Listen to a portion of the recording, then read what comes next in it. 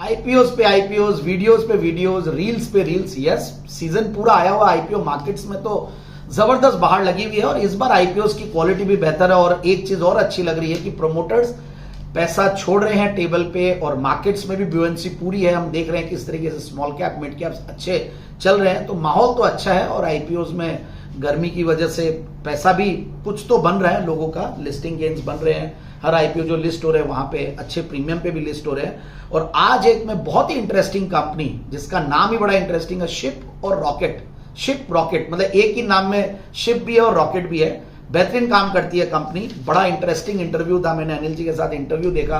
Promoters को देखते तो बड़ा मजा आता है। मतलब यंग प्रोमोटर स्टार्ट करते हैं, एक टेकीज लोग अपने बिजनेस को स्टार्ट करते हैं, 2-3 को फाउंडर्स मिलते हैं। और जो बहुत सारे अभी इन सालों में जो हमने देखा कि लिस्टिंग्स हो रही है, भले वो आप देखिए, हमने जोमैटो से देखा, जोमैटो अब इटर्नल हो गया, स्विगी है, उसके बाद पीवी है, फिनटेक है, बहुत सारे एक के बाद एक आए हैं। और हर आईपीओज में बड़ा कंफ्यूजन रहता है इन्वेस्टर्स को, सब्सक्राइबर्स को कि भाई ये तो लॉस मेकिंग कंपनी है, पी मल्टीपल्स देखते हैं। बट इन कंपनियों को अलग तरीके से देखना पड़ता है और इनका एक अलग ही केपीआई होता है, की परफॉर्मेंस इंडिकेटर्स, बहुत सारे अलग अलग पैरामीटर्स होते हैं। हम लोग मोस्टली प्राइस टू सेल्स पे देखते हैं, फिर आगे के पोटेंशियल देखते हैं, क्वालिटी ऑफ इन्वेस्टर्स देखते हैं, फिर एग्जिट ले रहे हैं या ओएफएस है। मोस्टली कई लोग ओएफएस दिलाना पड़ता है क्योंकि जो पुराने पी इन्वेस्टर्स होते हैं उनको भी एग्जिट कहीं ना कहीं चाहिए, क्योंकि वो लोग बहुत ही अर्ली स्टेज में इन कंपनियों में पैसा लगाते हैं और आईपीओ ही एक माध्यम होता है जिससे वो लोग एग्जिट लेते हैं।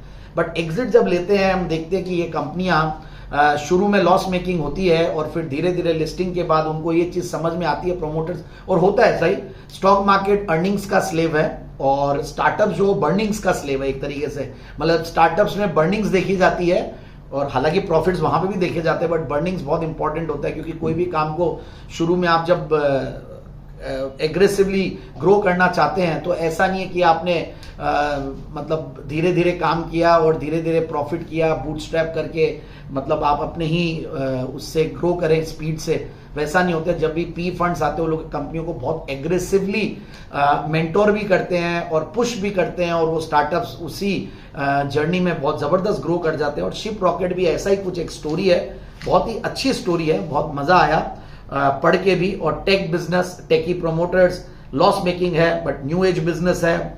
और उससे भी बढ़िया बात यह है कि कंपनी काम बहुत गजब का करती है, मतलब end to end e commerce solutions देती है जो कि एमएसएमईज को और बिजनेसेस को, और बहुत ही इनफैक्ट यूनिक बिजनेस मॉडल भी है। मतलब एक कंजम्पशन बेस्ड प्राइसिंग मॉडल है जहां पे रेवेन्यू जो है मर्चेंट के जो यूजर है, यूसेज है प्रोडक्ट के, इनके सर्विसेज के, उससे लिया जाता है। और इनफैक्ट ट्रांजैक्शन जो है वो जीएमबी पे, मतलब क्रॉस मर्चेंडाइज वैल्यू प्रोसेस्ड होते हैं उसके ऊपर लेते हैं। और जो इनकी बिजनेस ऑफरिंग्स है, ये देखिए, ये लोग डोमेस्टिक शिपिंग प्लेटफॉर्म दे रहे हैं, एंड टू एंड सोल्यूशंस देते हैं। फिर ये लोग फिर उसके बाद ये लोग लॉजिस्टिक्स के अलावा ऑर्डर मैनेजमेंट का एक डैशबोर्ड देते हैं, डेटा ड्रिवन इनसाइट्स देते हैं। इवन ऑनलाइन अपने बिजनेस को कैसे प्रमोट करे एक छोटा फाउंडर या बिजनेसमैन, कैसे एमएसएमईज अपने आप को टेक एनेबल करके बिजनेस को ग्रो करे, ये लोग उस जर्नी में इनफैक्ट एमएसएमईज को और नॉन टेकी बिजनेसमैन को ये लोग हेल्प करते हैं। तो ये एक बहुत ही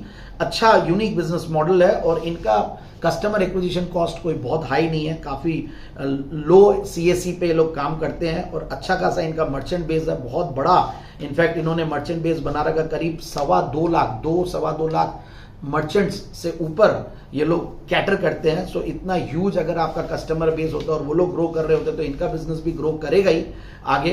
तो मुझे ये सारी चीजें बहुत बढ़िया लगी। और इनफैक्ट कंपनी के एडवांटेजेस देखिए, end to end e commerce system देना, फिर एआई ड्रिवन होना और फिर मर्चेंट का इतना बड़ा इकोसिस्टम इनको एक बहुत बड़ा एक मोड देता है और आगे आने वाले सालों में बिजनेस और भी ग्रो करेगा।